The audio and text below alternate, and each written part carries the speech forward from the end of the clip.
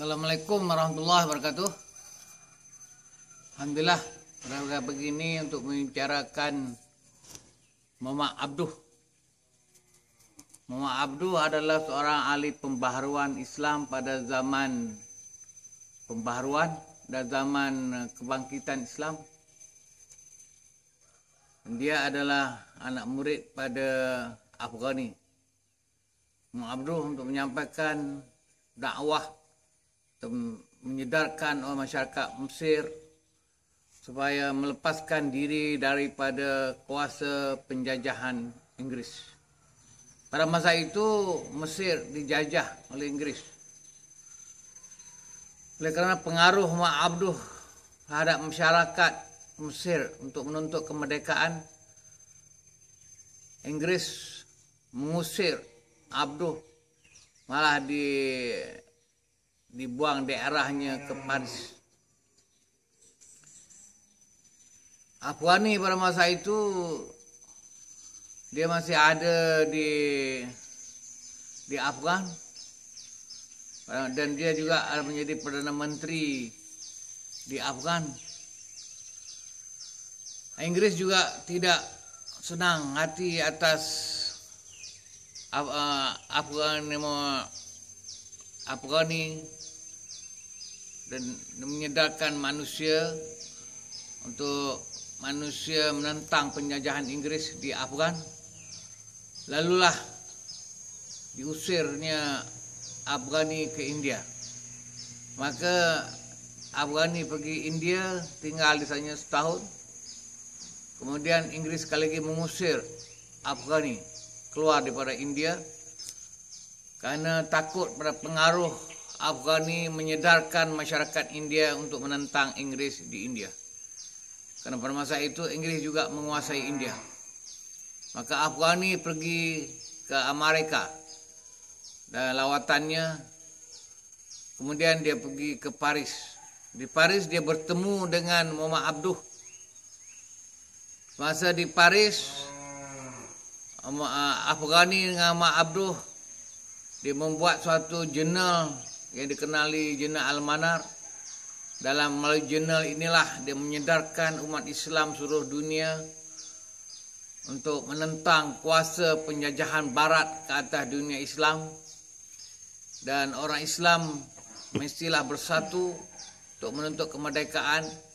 Apabila telah mencapai kemerdekaan, maka umat Islam, orang Islam mestilah bersatu di atas nama pan-Islamisme, yaitu persatuan Islam sedunia. Ini adalah cita-cita Muhammad Afghani dan juga diperjuangkan bersama oleh Muhammad Abduh dan menyedarkan umat Islam seluruh dunia Islam yang masih lagi berada dalam bawah kuasa penjajahan Inggris, penjajahan Barat. Untuk melepaskan kuasa penjajahan ini, orang Islam, umat Islam wajar mempunyai ilmu pengetahuan. Memang ada pengetahuan dalam agama Islam dan juga pengetahuan perkembangan dunia yang dapat disepadukan dengan pengetahuan Islam, dan bagi juga berusaha untuk meninggikan kemajuan dalam sains dan teknologi yang bisa bersaing dengan kuasa yang ada pada pihak penjajah, sehinggalah pihak penjajah biasa memberi penekanan kepada penjajah untuk menuntut kemerdekaan. Apabila telah mencapai kemerdekaan, orang Islam boleh mengikuti sistem demokrasi yang diatur oleh Barat atas tujuan untuk menyepatukan umat Islam, dan juga sistem demokrasi berdasar kepada demokrasi yang berdasarkan berperlembagaan Islam. Mana orang Islam kalau berjaya dalam demokrasi, maka tanggungjawab orang Islam membangun kesatuan perpaduan Islam dan meletakkan dasar Al-Quran dan hadis sebagai dasar pemerintahan negara, sebagai yang pernah berlaku sejak zaman Nabi Muhammad SAW dan perjuangan Islam lebih daripada 13 abad lamanya. Ini adalah cita-cita Afghani dan juga Umar Abduh yang menyedarkan umat Islam untuk mencapaikan kemerdekaan. Ini menunjukkan pada asalnya dah cita-cita kemerdekaan yang berada di seluruh dunia Islam ini digerak oleh golongan cerdik pandai Islam ataupun di kalangan ulama yang menyedarkan umat manusia, orang-orang Islam khususnya bangkit menentang kuasa penjajahan Barat ke atas dunia Islam. Muhammad Abduh juga dia mengarang menafsir sebuah kitab menafsir Al-Quran yang dikenali tafsir Al-Manar, dan tafsir ini lebih mengikut metodologi tafsir Adabul Ijtima', yaitu tafsir yang hanya menjelas segi bahasa secara ringkas dan lebih melihat di segi bagaimana perkembangan masyarakat ataupun kebudayaan hidup masyarakat. Lebih lagi keadaan masyarakat masa itu adalah umat Islam berada di bawah zaman penjajahan.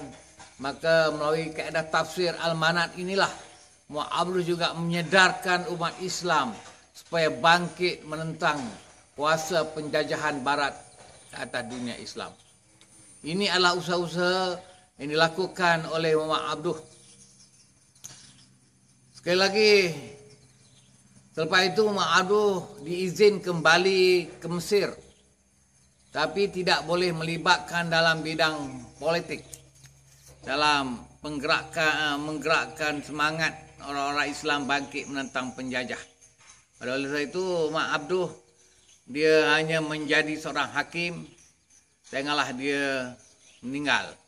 Inilah perjuangan Muhammad Abduh dalam masa hayatnya untuk memberi kesedaran umat Islam untuk menentang zaman penjajahan dan untuk meninggikan syiar Islam mengikut perkembangan zaman. Sesuai pada masa itu masyarakat umat Islam dijajah oleh kuasa penjajahan Barat. Wabillahi taufiq wal hidayah. Assalamualaikum warahmatullahi wabarakatuh.